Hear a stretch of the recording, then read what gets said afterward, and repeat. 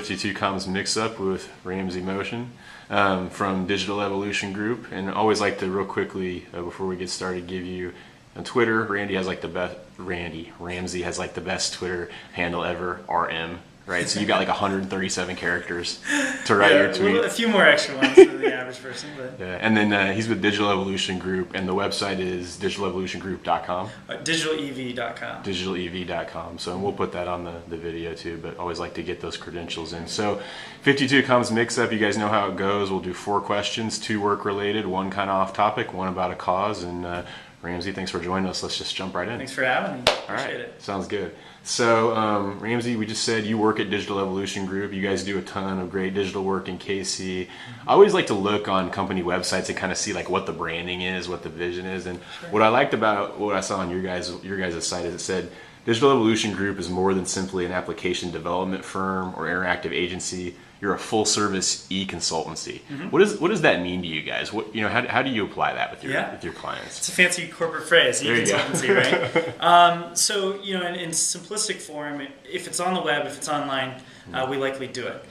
We're actually comprised of a couple different practice areas. So when we say e-consultancy, we're made up of email marketing, or what we call digital direct, e-commerce, social media. We do a lot of enterprise collaboration development, so that's things like SharePoint and Hallmark's Internet, for example. We built that from the ground up. And then, on top of all that, we've got mobile. Or we like to say sometimes underlying all of that is mobile, because mobile touches every single component of those practice areas. But it's all digital, so all of those focus areas, we have teams and team leaders who run projects for companies that touch all of those different departments. So a lot of times to take a Hallmark example, we'll work with one particular team on the enterprise collaboration projects, but at the same time, we'll be deploying a website, or we'll be deploying text messaging campaigns for email capturing and things like that. Cool. Yeah, you guys may have noticed Ramsey and Digital Evolution Group work with Hallmark on a lot of different aspects of their business, and so does Flashman, where I work. So we do more of the PR side, and they just helped launch a Facebook contest, actually, which is really cool. You guys should check out. So check out Hallmark's Facebook page for that. Yeah. Okay, I'm going to tangent a second because you talked about mobile. Yes. And seen some really interesting, research lately. The one I keep throwing out to people is by the end of the year, 50% of people are going to own smartphones, right? So you don't have to get any specifics, but has there been a big rush or a bunch of questions from your clients recently? Or are you guys really trying to say, hey, this has got to be part of the mix now? Maybe where a year ago it wasn't. Yep. What are the trends you're seeing there? That's a good question. So a year ago, we were pushing mobile. We were telling our clients, you got to be thinking about mobile. We're going to design this site for you, or this email is great, and we're optimizing it for all the different browsers. But we've got to be thinking about mobile. Fast forward to now, and everyone's asking about mobile, where we were pushing the envelope in the subject last year. Right. So clients are approaching us now, and they're realizing we need to be doing mobile. What a lot of people don't realize, though, is that mobile first, that strategy and that phrase, is really just a clever concept to think about the core components of what it is that you need to provide for your customers or your audience. Because if you think about paring down a mobile website, as an example, you just get to the core elements of what it is that you need to serve up and provide, or be able to have people have access to wherever it is that they are when they're on a mobile phone, which actually sort of puts you in this nice contained box to really think through, well, we can drop this clutter, all we need is this, and make it as simple as possible. But so the idea of mobile first is really help clients just sort of cut through the clutter and design sites that make sense. Where we try to step in as an e-consultancy to really get them to think strategically is because the context of having a mobile phone, we know a lot more information than what we don't know when you're on a computer.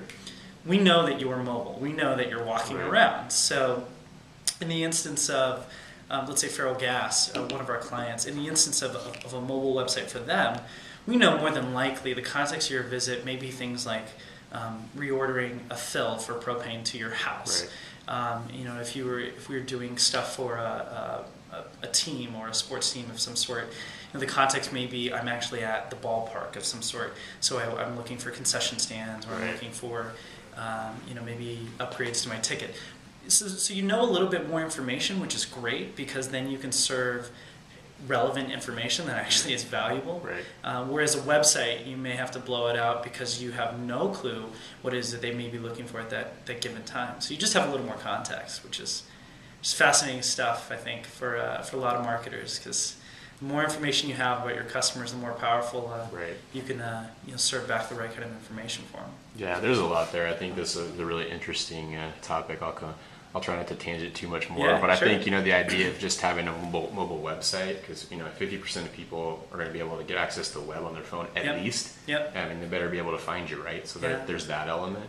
And then there's the whole element of, like you were saying, serving up relevant, experiences based on where you are. There's a guy, if you don't know him, you should totally check him out. He works at 44 Doors in Austin. His name is Tim Hayden. Okay. But when I met him at Blog World, one of the things he was talking about was experiences where you, like you said, you walk into the stadium and it interacts with you. Yeah. Almost, as opposed to you having to, right now we were just at Starbucks, you got to check in on Foursquare and do it. Yeah. But pretty soon he was saying some of these devices or apps may actually interact with you. So the potential is just kind of mind-boggling. There were a couple of years ago, speaking about mobile, I don't know if you remember, but Steve Jobs did a keynote where he said, your iPhone, when you walk into Starbucks, will now be able to push to you what the name of the artist is that's playing, over the speakers.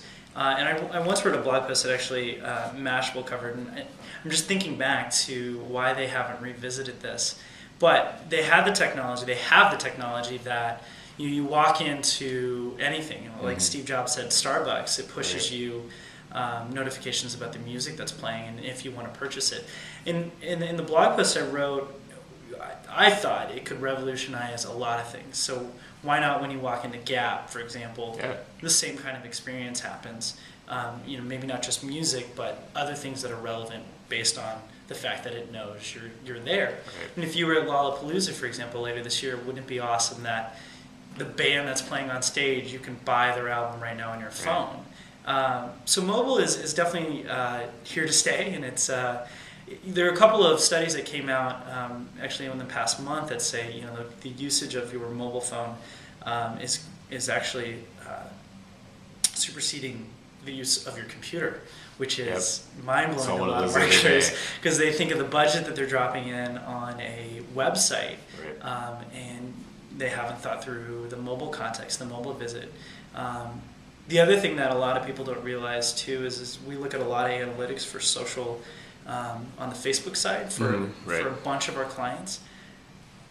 Usually around 50 to 60% are consuming it on a mobile device. Right. The types of content, though, that a lot of these brands and companies are creating sometimes aren't optimized for mobile, or aren't optimized so that they appear within the news feed that Facebook has, because you can't do things like polls, for example, on the news feed of Facebook's mobile phone, or mobile site. So there's a lot of things that people aren't really thinking through, but when you look at data and analytics and sort of connect the dots, sometimes you got to be a little more strategic about what it is, the kind of content that you're producing, the questions that you're asking, because the way it's being consumed hasn't really. It's not this whole new ballgame, but things have shifted, and it's sort of just adapting to that these new trends. Yeah, we could talk all day about this. I think it's a really interesting topic. But one of the things you said, I think that's so interesting, is it's not just the tool, right? It's the experience. It's the customer experience. That's one of the things that we try to talk a lot about too. Sure. So, it's definitely mobile is gonna, in the next years, it can be really interesting. Okay, I have to ask you about video, Ramsey. Yeah. That's kind of one of the first ways I got to know about you. You're a prolific video blogger. Folks, if you haven't seen, check out the David Beckham Show video that Ramsey did a couple years ago. And it's got over 100,000 views and was on YouTube's homepage for at least a day, right? So it's pretty cool. Some interesting close-ups of that guy. And, some interesting fan interaction when he was here playing against the Kansas City Wizards at the time. Now Sporting Kansas City. But anyway, talk to me about, where do your ideas for video blogs come from? You seem to feel real comfortable in that element. You do a lot of it. A lot of people do videos here and there. I'd say it's at least maybe 50%, right, of what you do when you blog, if not more. Just talk about how, maybe some tips also for people who want to do that more. Like what's made it work well for you? Yeah. So your first question, where do I come up with ideas for video blogs? I mean, to be honest, it's whatever I find relevant and interesting in my own personal life. So video blogging, while a hobby, only as of recently has become something that I'm doing sponsored on behalf of brands in the right context. So there are a lot of times I'll get approached to cover something or film something, and if it isn't of natural interest, because as the director of social media, I've got a whole department doing a whole slew of things. Video is sort of ancillary to just one of our service offerings. So whatever's interesting, would I care about whatever it is that I'm being approached with? But at the same time, there are just natural things that happen in life that I think, wow, why take some pictures and write a blog post about it when I'd rather take a video and really just describe and show people what it is that the experience is like. I mean, I actually just got another email from Heelys. I don't know if you've heard of this company, but they're a shoe company that for kids. These wheels on the bottom of shoes. And I remember being out one day at the mall. I don't know why I was at a mall, but I was there and I saw these kids wheel by on these Heelys, and I thought, I wonder if you can buy those for adults. Sure enough, I log on to Zappos. It said men's size 9, and I give them a call, and I was like, does that really mean men's size 9? And there you go. $40 later, the Heelys are sitting at my door, and so I blogged about it because I had fun with it. It was just a fun experience, and now I wear them to work and have some fun and wear them out. And sure enough, Heelys is smart. Their PR agency reached out and said, hey, we've got some new product. If you want to just demo it and have fun with it, go for it. And the thing about it is I just have fun with it, and it's just a way that I can share experiences better than pictures and text, because I just have fun talking to people and sharing experiences. So video is the best way to communicate that. All right, man. So one of my buddies, Eric Hansen, did a posterous, about different people with I think it's called badass shoes. I think we got to do one now. Okay. It's these Heelys, these Heelys shoes for adults, man. They're great. They're great. That's awesome. One of the other favorite video blogs you did was when. Make sure I got the story right, but when the Constantino's opened downtown, and you had a friend pushing you around in a grocery cart, right? That was that was good. It was really, really interesting. You're right. Like, that was a story that you could have told any way. You could have written something about it, but that was a much more interesting way to tell the story. And that's so. I'm glad you picked up on it. And the reason why I did that. So Free State Social was the event, and it was a social media conference, if you will. Right. And they'd asked, if you would like to help us out by promoting the event, we'd appreciate it. If not, no worries. And I thought, it's a local event. It's about tech and social. I mean, I'm a fan. You got me sold, and they had a lot of great speakers lined up for it. And so, when I was thinking through, well, how do I tell people about this event? Sure, we could put a tripod up and you could talk directly to the camera, but that's not remarkable content. That's not something that you want to watch and share, and because the objective is to get the word out about the conference. Who's going to want to share a talking head video? Yeah. So I thought, how can you do something out of the ordinary, something remarkable, as Seth Godin likes to say, something that people want to remark on, and then create that kind of content. So I thought, why not throw myself in a shopping cart, swallow my pride and talk about, talk about the conference, because it's a heck of a lot more interesting than reading the press release and here's the dates of the event and that sort of thing. So just doing something a little different. And a lot of people just don't realize these little subtle nuances go into video, where you share a story in a way that is unconventional. So that's why it's, grabs your attention. And a lot of times with video, people don't realize the way you construct a story is much like you wrote your essay papers back in elementary school and in hopefully college, I guess, right? But the way that video typically works when you storytell, and with movies, is they're anecdotes, right? So like you release just a little bit in the beginning and a little more, and you're sort of just compelled to want to know what happens next. Wonder if this is going to happen, and this is going to happen. You give them these nuggets, and then you sort of have the resolve and the conclusion. Video works very much like that. You look at any TV show. I sort of challenge you, actually, when you sit down and watch TV and you watch CSI, and you see how it's formulating. By the end of it, you've felt like you've gone on this journey, and video blog content is very similar. So thinking through the story arc of how you're going to provide that sort of nuggets throughout the way to keep people compelled through a video is really important. to at least compel the viewer to want to continue to watch. Well, I was going to ask that. So do you kind of outline it all before you do it? Because when you watch, for instance, the David Beckham one I was talking about, it looks kind of impulsive almost. Yeah. Like it was like, hey, this happened, and it's really interesting, but it doesn't. When I watched it, I was like, I couldn't tell if you thought through at the beginning all the things you're going to do, or if it just kind of, hey, this happened, so I'm going to be there, and this happened, so I'm going to be there. So that's an interesting point. Well, the David Beckham one is a little different. I mean, it's event casting, if you will, is very unique. So you've just got to be nimble enough to see the angle or see what's happening and then just go capture it. But at the same time, it's not different when you get behind the deck and you start editing. Right. Because when you piece the footage together, there are many different ways that you can construct a story with video. So the reason why you saw things in that particular video where you show the most compelling piece at the beginning, where it sort of shows the snippet of the juicy stuff, to then get you to want to see, well, where in the video does that happen? Because it is the snippet that sort of gets your attention first. You see the story unfold, and then you see the footage that was at the very beginning. Yep. Sort of like a Tarantino, right? Yeah. Like a Quentin Tarantino style. Not that I'm comparing myself to Quentin Tarantino. Well, you just said a few less F-bombs was the only difference. Right. So event casting is very different in terms of the actual film process and then the editing process.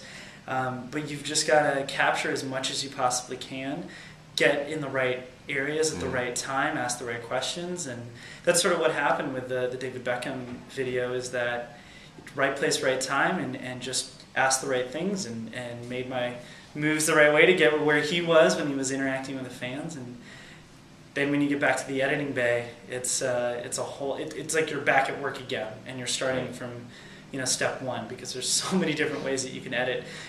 A lot of times I actually can tell people, and I've shown this to clients, that it's not just the edit, it's also the music. And I'll play versions of a video for a client and show one version of music, and then I'll say, guess what? Well, I'm going to play that same piece of footage with a completely different track of music, or the way that we've done sound in the video, whole nother feel. You go from sort of uplifting and inspiring to maybe something not as punchy. Right. All because of music. So. And you guys usually, you were saying you usually use Final Cut Pro to edit? Yeah, so we use Final Cut Pro. The new version of Final Cut's out. Just was released in June. We haven't had a chance to really work with it to start working with that new version of it. But Final Cut Pro is our sort of software of choice. But I always tell people tools are only so good as much as your ability to use it to its full potential, right? So whatever's comfortable with you. I mean, when I first started filming video, I was using an Amazon camera, a camera I bought from Amazon. It was a Canon SD1000, I think. It was like a $300 camera I had in college. And a lot of the videos I first shot, I was just sort of hustling with a piece of equipment that wasn't, professional grade stuff. Right. And as I experimented more with it, I wanted better equipment. But every time I made the jump, you have this new acclimation to equipment, and the things that you have mastered perhaps on one tool, you may not be able to master as quickly with another tool. So tools you really can't get hung up with, because just because it works for this person doesn't mean it's going to work for you. Right. And you have to be willing to accept that the tools aren't going to, jump you to that next step or give you this type of quality or output. It still takes raw effort to study up, do your homework, and figure out what works for you. And tell the story. Yeah, no, that's really good advice. No, that totally makes sense. Third question I wanted to ask you was, okay, so we're going to be a little more of a video angle here. Okay. I do a decent amount of social media, right, and stuff in the online world, but you've been doing some live casting. And tell us a little bit about that on Justin.tv, which really the only reason I know about that is because it's got the same name in common, right, with me. As you, right? It's your site. So tell me, yeah, right, exactly. People are like, oh, you must do, be on Justin.tv. Yeah. No, it's just the same name. So tell us about live casting, what you've learned from that. What's the experience been like? Sure. Back in 2007, there was a site called Justin.tv, which you're referring to, that was launched. And the first person to demo or beta test Justin.tv was Justin. Justin was a guy who had this vision of creating a website that, with a webcam and an internet connection, anywhere you want to be, anywhere you want to go, as long as you have those two pieces of equipment, right, that and an internet connection, that you could broadcast live video. And in 2007, and even today, if you think about it, live video really isn't that prevalent. right. I mean, you can't even log on to CNN.com and watch live video. I mean, when's the last time you've been to a site, other than maybe YouTube and their live concerts and things like that, that live video is prominent? They're more set events, like you're saying. Yeah. Yeah. So live video was very innovative, especially for 2007, right? And still, even to this day, I think is very much so. So the idea and the concept behind Justin.tv was to sort of like launch his platform of this website. He strapped on a backpack, strapped on a hat, had a Sprint Evdo enabled laptop in his backpack, and was broadcasting his entire life. He got on the Today Show and did all this great PR to get the word out about his site. Right. And it attracted a ton of attention. There were 6 beta testers throughout the entire United States.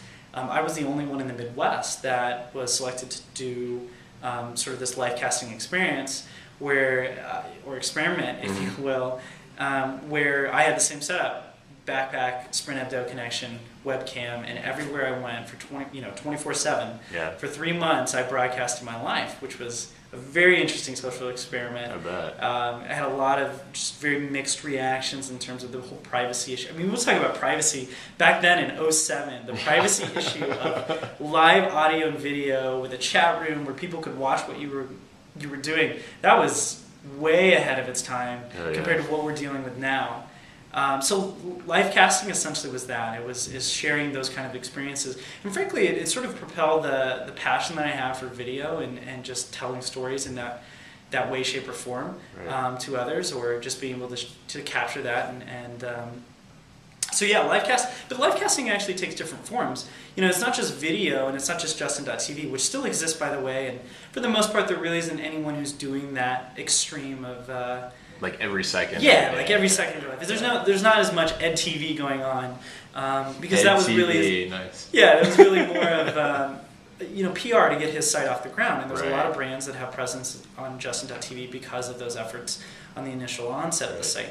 But live casting today still is thought of someone who is sharing their life experiences through digital media. So that can just be the continual, oversharing sometimes, if you will, of what you're doing today on Twitter and pictures from your vacation on Facebook. But someone who can sort of provide this transmedia experience through all these different mediums of sharing your life online in different ways, shapes, and forms digitally, so that you can literally follow someone's life online, right, without any physical barriers, because you're able to log on and sort of just follow. And I think there's a lot of people that, you and I probably share the same sort of, we can stay in touch with certain people because they're life casters. They're sharing the updates of where they're traveling, what clients they're working with, and we enjoy that sort of continual story of where they're at and what they're doing. So that's what I was going to say is real quickly is I would assume one of the goals, the benefits of that to me would be you would meet people through something like that, just like any social networking experiment, which I feel like is one of the things that people minimize a lot of times about, goofing off on social media, right? Yeah. Or I might call it, building relationships on social media. So was that the experience you had? Yeah, and I think it taught me that a lot of times we're easy to say, or easy to come to the conclusion that sharing too much online is more detrimental than it is beneficial. Right. But the truth is that when you share the details, when you share the intimate aspects of your life, if you're comfortable with it and confident enough to do it, it actually creates the relationship, whether or not you actually know the person or not. Right. So, because to them or to whomever is either a personal friend or someone you don't know, it's a story, and we all love stories, and we all love sort of these anecdotes to connect the dots of who they are and what it is that they like to do. So without sharing the details, though, you really don't get a good idea of who they are as a person unless you know them in the offline sense. So you do have the ability, by sharing these intimate details, if you will, of what it is that you're doing, where you're traveling, and what has your interest, to create a relationship, which is really powerful, because then when you choose to share things about your work or what it is that you actually do in terms of a career, and you're asking a call to action, or check this out, or please watch this, and that sort of thing, you sort of build up that equity, if you will, to sort of have the right to say, well, this is also what I do for work, and if you'd love to check it out, here you go. Right. But it's not, without the details, you really can't build that intimacy. And so I think, probably the best example that we know from pop culture, even though this is just funny, is Lady Gaga, right? So and go with me on this one. The reason why we're compelled to her as a personality is that she shares these details, or does all of these antics that make us feel like we know her better than what we really do. Right. Which the truth of the matter is, that we saw behind the veil, or we saw about who she is, behind closed doors. She's probably no different than any one of us, but because she's sort of, providing these storylines and intimate details in different ways, we feel like we really know who she is. And so it's just genius. I mean, I think it's brilliant. Whether or not you like her music, the marketing aspect of what she's doing is certainly admirable, because as you can see, you look at some of the best brands on earth, they post something on Facebook, and the engagement they get on that are, pretty strong. Lady Gaga could write period on a status update, and it'd probably get hundreds and thousands of likes and comments and things like that. So, Well, I think one of the things that you mentioned there is really, really true, and I've seen some research on this lately too, is, people remember stories. Mm-hmm. Stories are what people tell their friends about. Stories are what people relate to. Yeah. And so stories as a marketing, tool or an engagement tool make a lot of sense. Right. Yeah. That's absolutely true. And she does do a really good job of that. Okay, last question is always about a cause or something you're passionate about. And as I always tell people, this can be charity or nonprofit related, but then we've also got the Chuck Heemans of the world that like to hate LeBron James for their passion. Yes. So what would yours be? Well, I don't hate LeBron James. So what is it that I'm passionate about? There's a lot of things I'm passionate about. And actually, now that I'm saying the word passion, there's a book by Tim Saunders. I don't know if you've read any stuff by him. I think his latest book is Love is a Killer App. It's a really interesting premise. I haven't read it yet. Yeah. But in his previous book, he talked about the differences between passion and purpose. And I think what I'm passionate about is what I'm able to do every day. So as director of social media, we're working on tons of just fun projects. And it's basically, if it's on the internet and it's digital, there's a good chance that I'm probably going to love doing it, whether or not it's something for me personally or on behalf of brand or client, because it's just fun stuff. So that stuff, that's definitely my passion. I'm a geek through and through, and anyone else who is, celebrate it. Don't hide it. It's one of those things that you just take it and run with it, and you'll be happy that you did. But when it comes to purpose, because this is what Tim Saunders talks about, he says that passion is something that is more of oneself. Right. It's a little more selfish, if you will, in the sense that you're obsessed with this, or you enjoy this. But purpose seems to be, at least in his mind, something that's more above oneself, almost someone's calling, if you will. Not to get too philosophical, but that's the way that he sort of nuances the difference, because it is very different if you think about it. It's one thing to want to go do this and be very passionate about it and have a natural desire for something, but it's another thing to just sort of feel compelled that I have to do this, or I have this talent and I need to just sort of give back in this way, shape, or form. The reason I'm bringing this up is that purpose to me is the Ugly Christmas Sweater Party, which is an event that actually 13 of us throw every year. It's our seventh annual, which is crazy to think about. But 7th, wow. Yeah, so kcsweaterparty.com is the site. My friends and I started this back in 2005. It started as a small party and bubbled up into something that couldn't fit in our house anymore, and we turned it into a benefit party.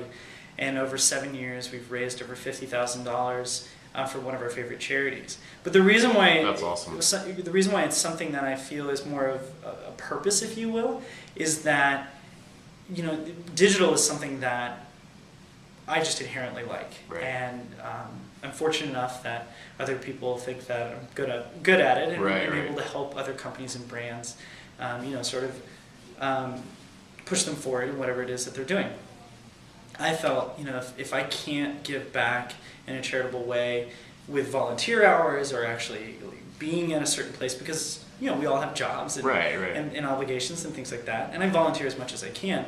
What I realized, and my friends did too, is that why not just take the things that you're naturally good at, the digital stuff, right? And use it to give back and actually do good. All of our efforts for this party over the 7 years have just been purely digital. There hasn't been one printout, one flyer that we've ever put up. And frankly, my friends and I just realized, let's just flex the things that we're good at, which is getting the word out online, organizing an event through the connections that we have, and sort of figuring it out. None of us are event planners, and we've managed to throw an event that we're very passionate about. And it's sort of funny because we sort of stumbled into it. It was a dream.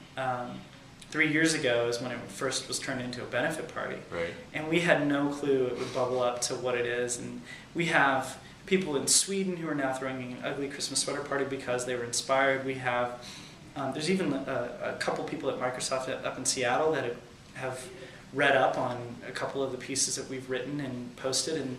And now they have like a whole department that is donating money to Operation Breakthrough, which is really cool. I mean, there's all these different stories that... we even have, coverage in USA Today on their blog, and LA's Guest of the Guest of just sort of this idea of why not, for one day, just put together an event that gives back to the community and use your social media chops and your digital chops to organize an event, because one day out of the year isn't too much to ask, especially for a charity that you really believe in.